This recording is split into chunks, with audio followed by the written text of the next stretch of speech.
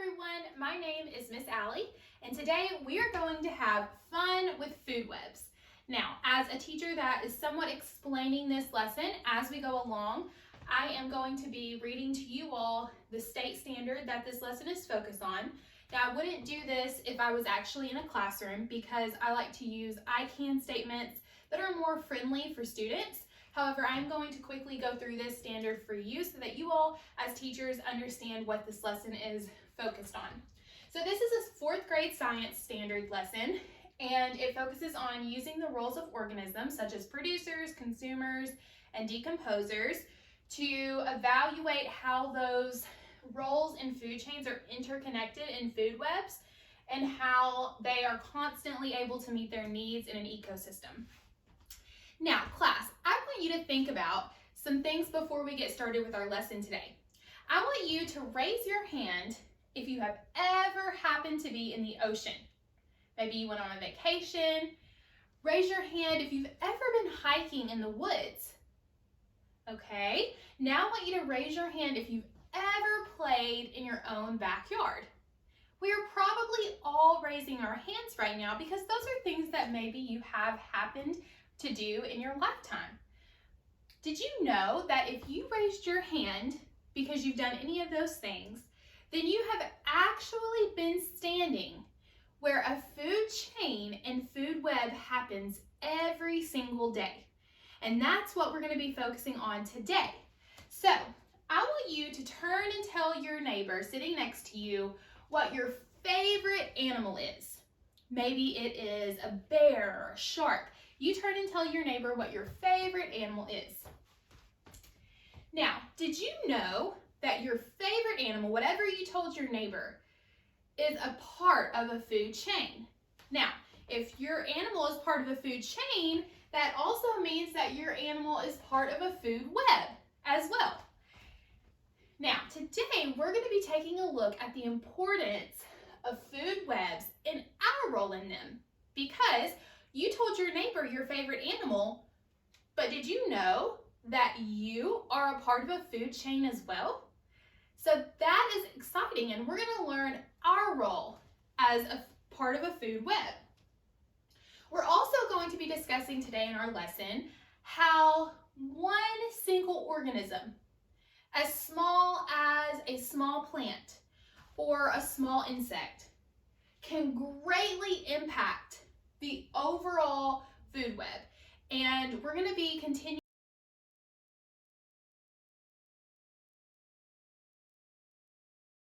to learn about this in our upcoming lessons as well when we talk about invasive species and how when people bring in species that are not normally a part of that food chain or food web, how it can greatly impact that. So we're going to be continuing this throughout our following lessons as well. Now, I would like for us to read our lesson objectives today. Now, if this were a real classroom, excuse me, I would call on students to read those lesson objectives because I think that that takes ownership and allows students to really understand what's expected of them in this lesson. So for your objectives today in this lesson, you should be able to explain how food chains are related to food webs. We're going to dive a little bit deeper into this later throughout the lesson. They are not exactly the same thing. They are related, but they are different. So we're going to learn about that. You will be expected to create a food web presentation and explain how organisms are able to meet their needs with 90% accuracy. The word accuracy means the percentage that you get correct. Are you able to explain that with that much being correct? That's what we're looking at today. I can explain the roles that producers, consumers, and decomposers have in a food web. And I can thoroughly explain how the disappearance of one organism in a food chain disrupts an entire food web with 90% accuracy. Okay, now we are going to dive into the meat of our lesson, and we are going to be learning roughly a little bit about ecosystems. Now, you're in 4th grade now. You have already been exposed to ecosystems in previous grades, so we're just going to briefly make our way through this as a review to refresh our memory. So an ecosystem is a community of living organisms that interact and work together. And they do this so that they can meet their needs. An ecosystem can be as large as an entire desert, but can also be as small as a tree in your own front yard. So ecosystems, they also contain living and non-living parts. I want you to briefly pause and think about what are some non-living things in an ecosystem that play a role in that. I want you to think about that. Now, you might have thought about water, maybe air, wind.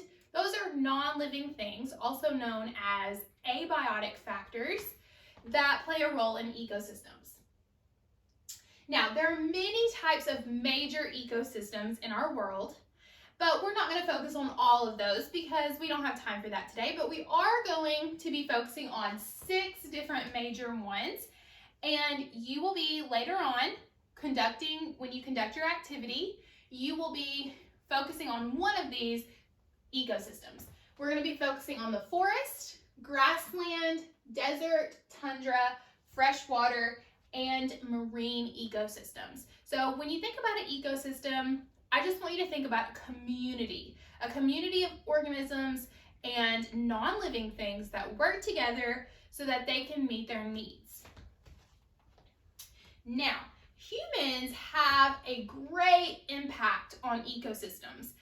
Humans can be helpful to ecosystems, but unfortunately, humans can also cause problems for ecosystems. Now, if this were a normal classroom, I would have students pause, turn and talk with their neighbor to maybe brainstorm some ideas for ways that humans can impact ecosystems. Now, humans' impact on ecosystems can be all the way from pollution, from factories and different things like that, to deforestation when trees are being cut down. And like I said earlier, a single tree can be an ecosystem. So if trees get cut down, that greatly impacts and affects organisms living there. Natural disasters such as tornadoes, diseases. There can be diseases introduced into organisms, ecosystems, and this can cause organisms to die, which will greatly impact the food web. Overpopulation and new species. So I said that we'll talk about that a little bit later in our next lessons. And also weather changes. So if a climate were to, over time, become hotter or more warm, that could impact the organisms that are able to live there, or vice versa, if it starts to become too cold over a period of time, that could cause problems as well. That's the roles in an ecosystem. These roles have an impact on the ecosystem as well. The first one is a producer. Producers create their own food. They are living organisms that can create their own food through a process called photosynthesis. They get energy from the sun and they're able to make their own food from that. Examples of producers are plants and algae, and there are many more producers in the world, but they're very complex, and so we focus mainly on plants when we discuss producers. The second kind of role is a consumer. A consumer, I told you at the beginning of this lesson that you are a part of a food chain and food web, and that's because humans are consumers. Humans cannot create our own food. We have to find food in other ways, such as consuming other animals. That's why we are consumers. So we might consume other animals, which are consumers, or we may consume producers like plants. So we cannot make our own food, therefore we are a part of a food chain or food web. And then the third kind of role is a decomposer. Decomposers are things like earthworms, bacteria, fungi. A lot of times we really don't maybe like to talk about decomposers because they seem kind of gross, but they play a very, very important role in the food web. Without decomposers, energy would not be able to continue to be used in the food web. And so decomposers' job is to break down dead and decaying material. And so they break down organisms that are dead so that they can be reused and continue to provide a source of energy for other organisms. So they play a very important role. Now, at this time in the video, in my lesson, is when I would show this brain pop video. For the sake of time and the fact that this is not a real class, I'm not going to show the video. However, I do think that this is a really great video. It's very engaging and it discusses both food chains and food webs and the roles of different organisms within it. And it's just a 3-minute video. If you're interested in seeing this, I've provided a link for you to view that. But since I would show this video to my class, I would, after the video, is when I would discuss these 3 questions with my class. I would allow them to discuss it with a partner and share out with the class. So I'm going to briefly go over these questions, and that's how I would use this video in my classroom. How is a food web different from a food chain? This is a question that's going to be seen again when they complete their think sheet. So they are going to be exposed to that and have a way to reference back. How might a lack of sunlight disrupt the food web? When we discussed producers previously, we talked about how producers obtain energy from the sun. And so I would have my students to think very critically about that. If there was a lack of sunlight, how would that disrupt the food chain or food web? And then lastly, can you elaborate about how the disappearance of just one species can disrupt an entire food chain and food web? And so those are just the 3 quick questions that I would have my class to discuss, because they would allow them to think critically after watching the video. Okay, now we are going to take a look at a sample food web. So we have seen food webs in our Brain Pop video, and we have been exposed to food chains, but this is when we're going to really dive into a food web and make sure that we can understand it, elaborate on it, and explain what's happening within the food web, because this helps us to understand what exactly takes place in a single ecosystem. So at the bottom of our food web, we see that we have a producer, and that producer here is grass.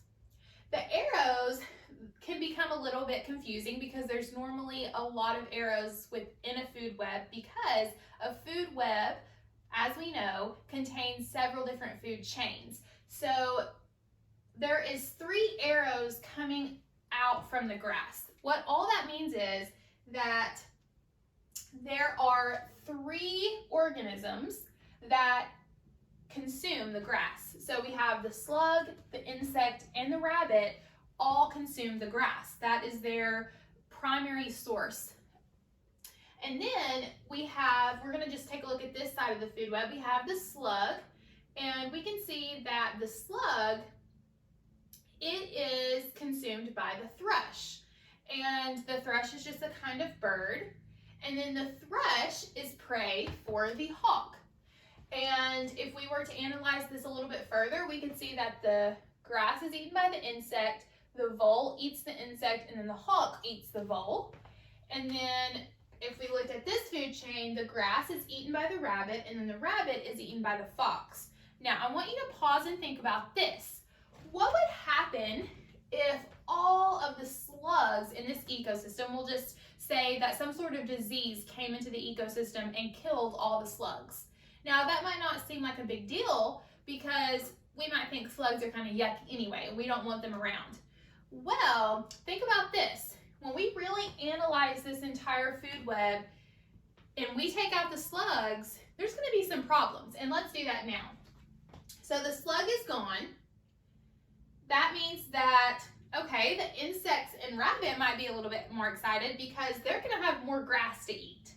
So it's maybe good for them in the beginning, but if we keep analyzing this, without the slug, the thrush only has the insects to eat. It no longer has 2 food sources, it only has 1 food source of the insect. Therefore, what's going to happen here is when the thrush is only able to eat the insect population is going to decrease, which means there will be less insects in this ecosystem. This will cause a problem because with less insects, the vole doesn't have as much food to eat in this ecosystem. And when we have the insect population decreasing, there is also a decrease in food for the frog because the insect eats the frog. So as you can see, this is going to cause a chain reaction. It's going to affect everything up into the very top of the food web, including the fox, which consumes the frog, because the frog consumes the insect, which is then affected by the slug not being in the food web anymore. So as you can see, it is constantly changing and it disrupts the balance within the food web. Okay, now very quickly for the video, I'm going to explain how I would compare a food chain to a food web. So I like this slide because it does a really great job of showing a food chain versus a food web, and I got this off of teachu.com. And this shows 3 different food chains. Now, a food chain shows one continuous flow of energy within an ecosystem. So you might have a producer, such as the flower, the consumer of small fish that are consuming the flower. Then we have a larger fish, which is consuming the small fish, and then a bird, which would be consuming the larger fish. But when we take a look at a food web is different because it shows overlapping chains of energy within an ecosystem. So for example, instead of just one producer that we might have had in a single food chain, we now show 3 or 4 types of producers within that ecosystem, and we're able to see that sometimes we have organisms that eat more than one organism. You know, you can have this eagle which eats the rabbit, the snake, and the bird. And so a food chain does not show that. A food chain only shows one continuous flow of energy in an ecosystem, whereas a food web shows multiple flows of energy. Okay, class, now it is time for us to get started with our activity that will let you show that you have mastered food webs and food chains and our standard objectives for today.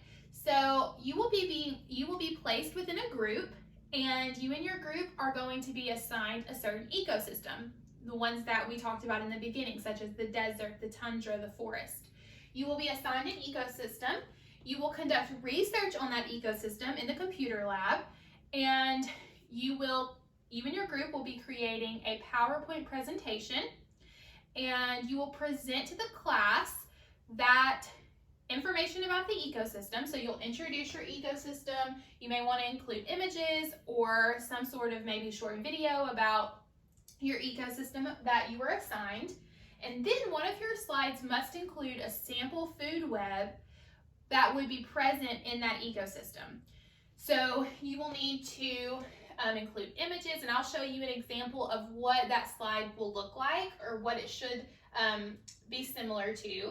And then you'll also need to be able to explain your food web in detail and explain what might happen if one of the organisms were to disappear or become extinct. How would that impact the entire food web? Just like I was able to explain this one to you, you should be able to explain yours. You should be able to explain it in detail and show your understanding of that. Okay, so now I'm going to very briefly take you over my expectations and how I will grade you. Now, I will be providing each of you with a rubric. I will give you a printed out version of this that you will be able to keep with you while you conduct your research and work on your presentation. And that way, when you reference to it throughout, you will be able to make sure you're doing everything you need to do to make a wonderful score. So there are some components that I will be taking a look at. I'm not going to read through all of this for the sake of time. You will have this with you so that you can look at it. And I will just briefly go over my expectations for this. So there is one category of planning. You are taking detailed and organized notes with your group. You are not wasting time that you have while you're on the computer. That's very important. And I don't have to come around and ask you to get back on task, to stay focused. You are doing exactly what you're supposed to do on the computer. Second is content accuracy. This means that when you present your PowerPoint, all the information in the PowerPoint is correct and accurate. You're not using information that's not correct. And you should be using information that is correct because we're going to be conducting research on the computer, and so we're going to make sure that our information is correct, and we may need to reference other sources if we maybe are confused, and you can always ask me for help. PowerPoint components is another category that is on your rubric, and this just means that you've introduced your ecosystem, you have created a sample food web, and you're able to explain it in detail and thoroughly. And then your PowerPoint appearance. This means that if I'm sitting in the very back of the classroom, I don't have any trouble seeing your PowerPoint presentation. I know all those awesome fonts are fun to use, but we want to use a font that's easy to read and use colors that are easy to see as well. So I know this is difficult to see on the camera, but like I said, you'll get a printed out version. However, we want to make sure that we're using fonts and colors that are easy for our class to see. And then oral presentation, we want to make sure that you're speaking clearly and facing the audience, making eye contact with your class. If you do have notes that you want to read, we don't want to read them like this because that could keep us from sharing our information clearly to our audience. So I'm going to be making sure, and that takes practice. I know it can be a little bit nerve-wracking to get up in front of your class and speak, but we're just going to do the best we can and make sure that we are speaking loudly and clearly and being also, and this is another point, enthusiastic about your presentation. If you get up here and you're just very unhappy about this, it's not going to come off like you are very knowledgeable or excited. And so we want to be enthusiastic about what we're sharing with our class, because you and your group are the only ones that did that ecosystem. So you have new information to share with your class. And then also collaboration. You must work well with your group. If you're unable to work well with your group, this will deduct points from your score. I should see you sharing roles. You may want to assign someone to be the record keeper, someone to type. You guys will collaborate and discuss with your group. So these are my expectations for you and what I expect, and you can reference this rubric throughout because we're all going to work to get a really high score on this. Okay, now I'm going to discuss my think sheet and explain to you how I would use this in my classroom. So I would take my class to the computer lab. We would have time to work on our presentations, do research. Then students would come back to the classroom, and this is when I would give them the think sheet. And this is something that they would do individually. They would turn it into me, and I would be able to assess their knowledge on the content of today's lesson. So there are 7 questions on my think sheet. 3 of the questions are lower level, and 4 of the questions are upper level questions. And to accommodate students with certain needs in my classroom, I might have some students orally share their information and their answers with me on the upper level questions instead of having them write their answers down. Some students may receive extra time, and other students may have certain questions omitted or illuminated. So I'm going to go over each question and explain to you whether it's an upper level or lower level question. So number 1 is, what is a food web? This is a lower level question. It is just assessing students' basic recall information. Number 2, what is the role of a producer in a food web? Lower level, it is again just assessing students' basic fact information. Number 3, lists 2 disturbances that could disrupt a food web in an ecosystem. This is a lower level question. Although it's asking them to find 2 disturbances or to list 2 disturbances, that word list is just a lower level task. Number 4, how does a food chain compare and contrast with that of a food web? This is an upper level question. It is allowing them to use the skill of comparing and contrasting. Number 5, evaluate how the role of organisms in a food chain are interconnected in a food web. This is an upper level question. Number 6, examine the significance of having more than one type of producer and or consumer within a food web. Explain why this is important.